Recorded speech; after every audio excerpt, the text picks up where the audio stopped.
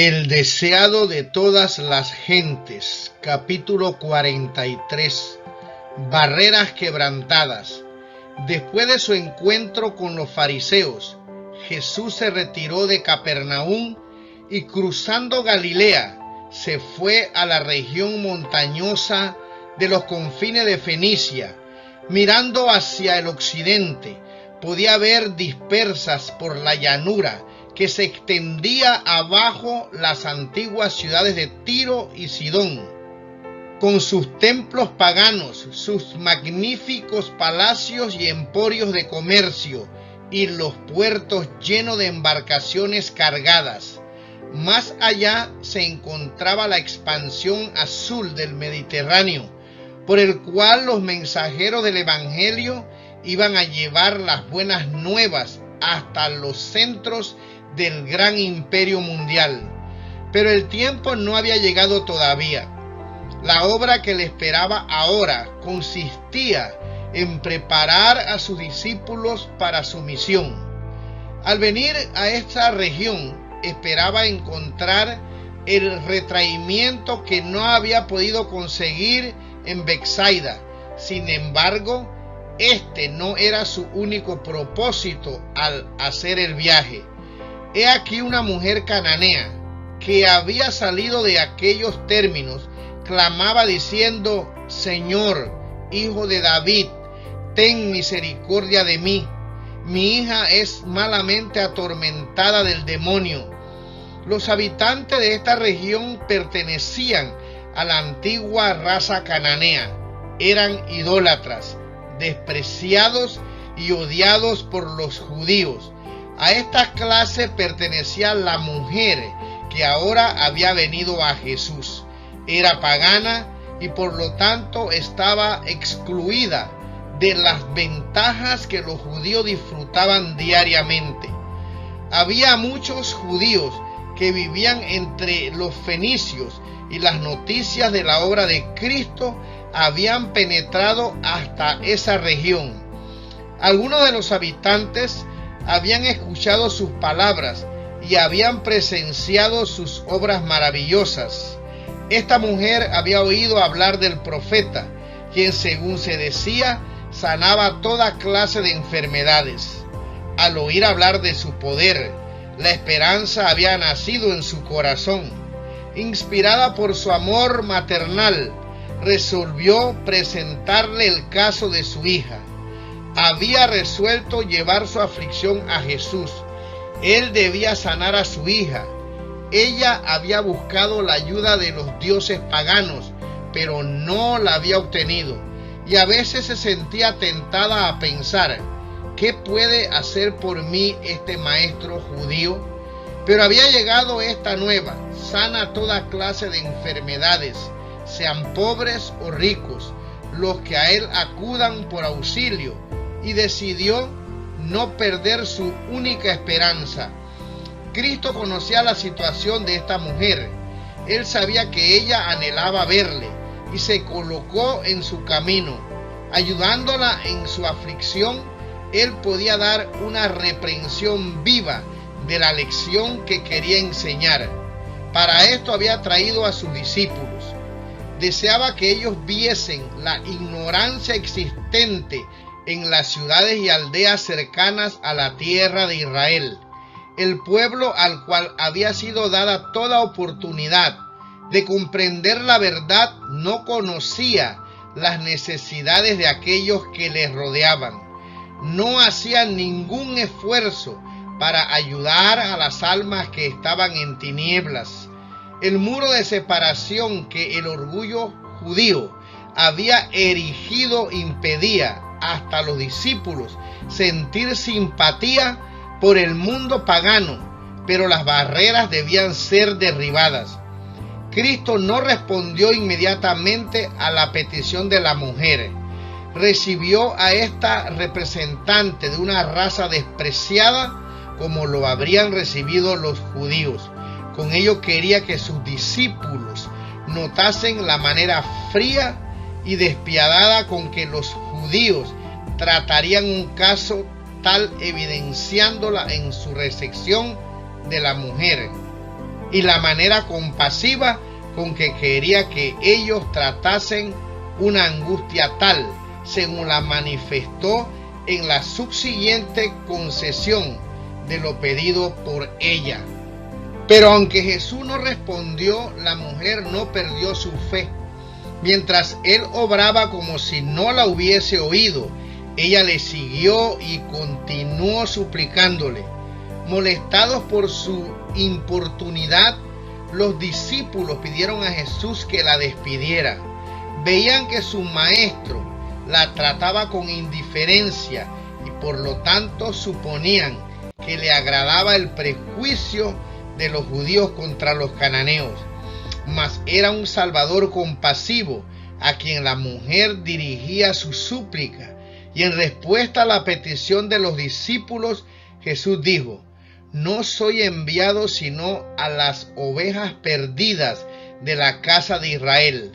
Aunque esta respuesta parecía estar de acuerdo con el prejuicio de los judíos, era una reprensión implícita para los discípulos, quienes la entendieron más tarde como destinada a recordarles lo que él les había dicho con frecuencia, a saber, que había venido al mundo para salvar a todos los que querían aceptarle.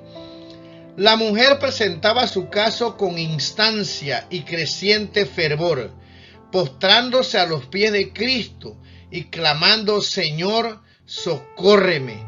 Jesús, aparentando todavía rechazar sus súplicas según el prejuicio despiadado de los judíos, contestó: no es bien tomar el pan de los hijos y echarlo a los perrillos. Esto era virtualmente aseverar que no era justo conceder a los extranjeros y enemigos de Israel las bendiciones traídas al pueblo favorecido de Dios. Esta respuesta habría desanimado completamente a una suplicante menos ferviente, pero la mujer vio que había llegado su oportunidad. Bajo la aparente negativa de Jesús, vio una compasión que él no podía ocultar. Sí, Señor, contestó, mas los perrillos comen de las migajas que caen de la mesa de sus señores. Mientras que los hijos de la casa comen en la mesa del Padre, los perros mismos no quedan sin alimento.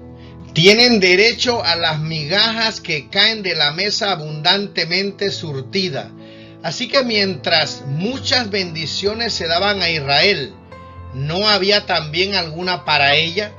Si era considerada como un perro, ¿no tenía como tal derecho a una migaja de su gracia?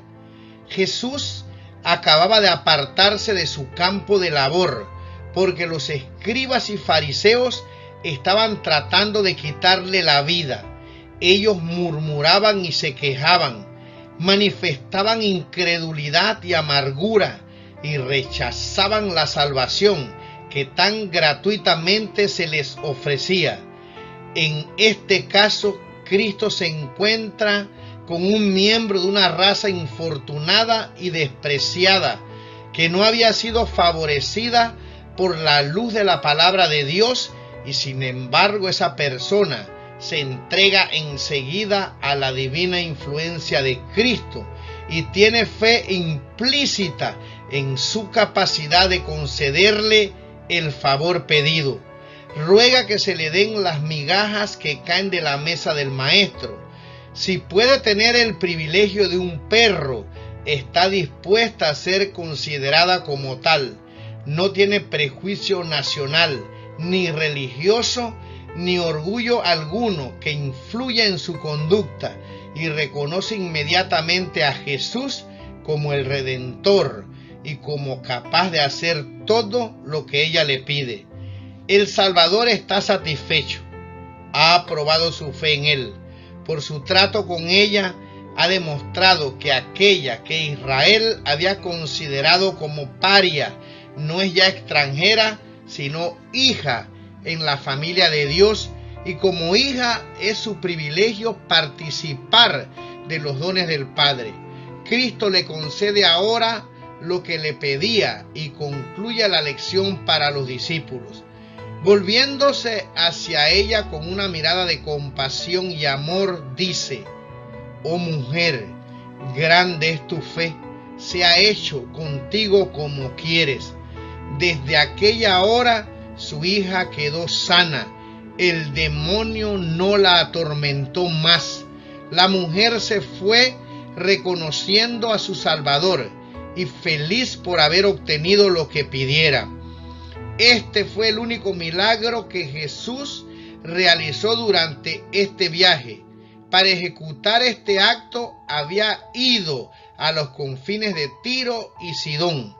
Deseaba socorrer a la mujer afligida y al mismo tiempo dar un ejemplo de su obra de misericordia hacia un miembro de un pueblo despreciado para beneficio de sus discípulos cuando no estuviere más con ellos.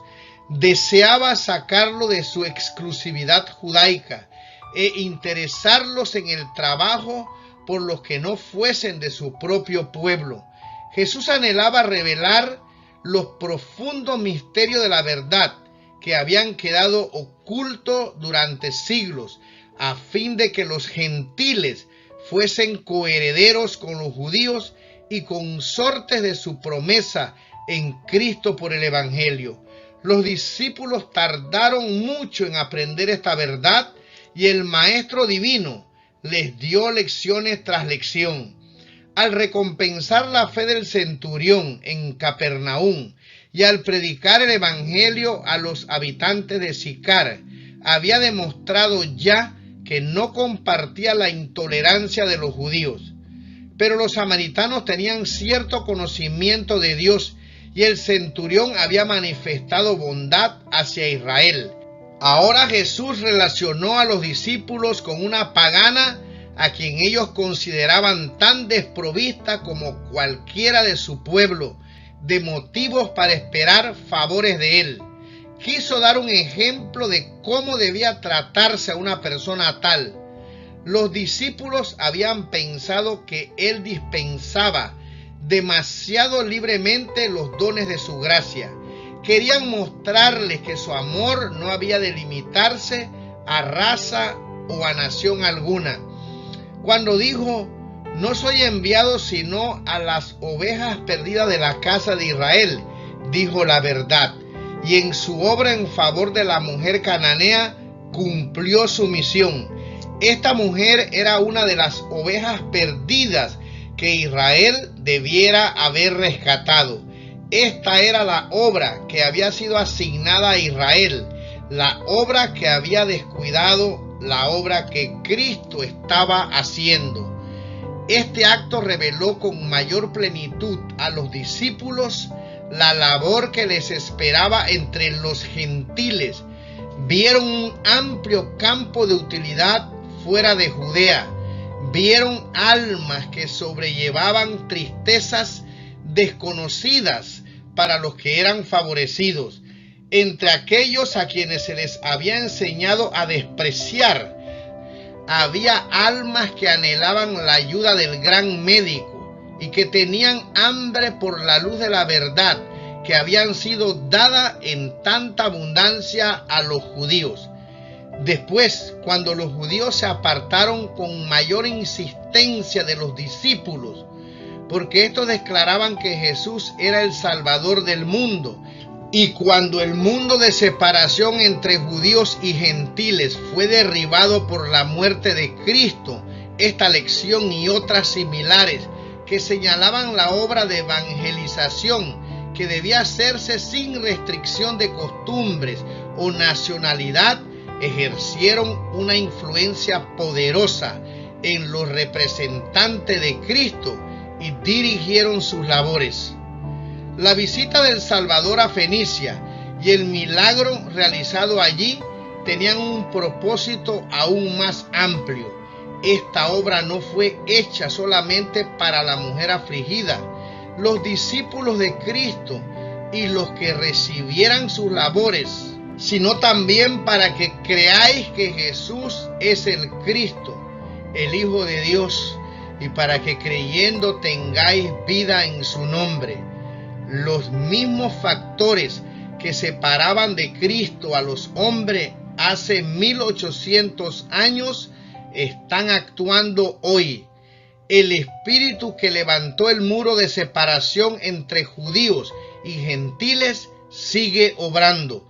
El orgullo y el prejuicio han levantado fuertes murallas de separación entre diferentes clases de hombres. Cristo y su misión han sido mal representados y multitudes se sienten virtualmente apartadas del misterio del Evangelio, pero no deben sentirse separadas de Cristo.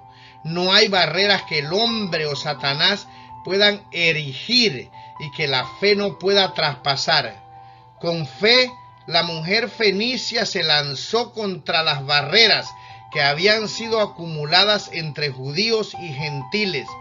A pesar del desaliento, sin prestar atención a las apariencias que podrían haberla inducido a dudar, confió en el amor del Salvador.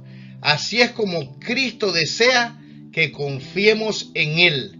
Las bendiciones de la salvación son para cada alma. Nada, a no ser su propia elección, puede impedir a algún hombre que llegue a tener parte en la promesa hecha en Cristo por el Evangelio. Las castas son algo aborrecible para Dios.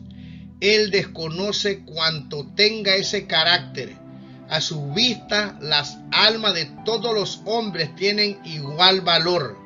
De una sangre ha hecho todo el linaje de los hombres para que habitasen sobre toda la faz de la tierra, y les ha prefijado el orden de los tiempos y los términos de la habitación de ellos, para que buscasen a Dios si en alguna manera palpándole hallen, aunque cierto no está lejos de cada uno de nosotros.